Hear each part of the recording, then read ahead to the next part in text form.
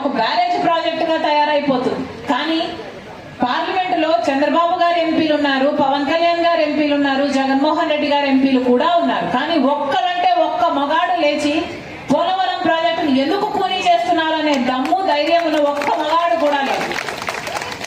మొత్తం ఎంతమంది ఎంపీలు ఉన్నారో, ఎంతమంది పార్టీలు ఉన్నారో మొత్తం అందరూ బీజేపీకే ఊడిగలు చేస్తున్నారు. ఈ రోజు కనీసం మనకు రాజధాని కూడా లేదు. అన్ని రాష్ట్రాలకు రాజధానిలు ఉన్నాయి, మనకేముంది? పక్కన బెంగళూరు ఉంది, చెన్నై ఉంది, ముంబై ఉంది, మనకేముంది? చేతిలో చిప్ ఉంది.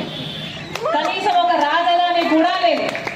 అసలు ప్రపంచంలో లేకపోతే మన దేశంలో రాజధాని లేని రాష్ట్రం ఏదైనా ఉంది అంటే అది ఒక్క మన ఆంధ్ర రాష్ట్రాన్ని. 12 సంవత్సరాల క్రితం మనకు రాజధాని కట్టివ్వాలి కేంద్ర ప్రభుత్వం. కానీ చంద్రబాబు గారు ముఖ్యమంత్రి అయ్యారు, జగన్మోహన్ రెడ్డి గారు ముఖ్యమంత్రి అయ్యారు, మళ్ళీ ఇప్పుడు చంద్రబాబు గారు ముఖ్యమంత్రి అయ్యారు. కానీ మనకు మటుకు రాజధాని రాలేదు.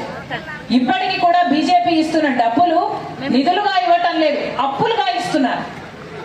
కానీ మన చట్ట ప్రకారము వాళ్ళు ఉచితంగా నిధులు ఇచ్చి మన రాజధాని కట్టాలి అని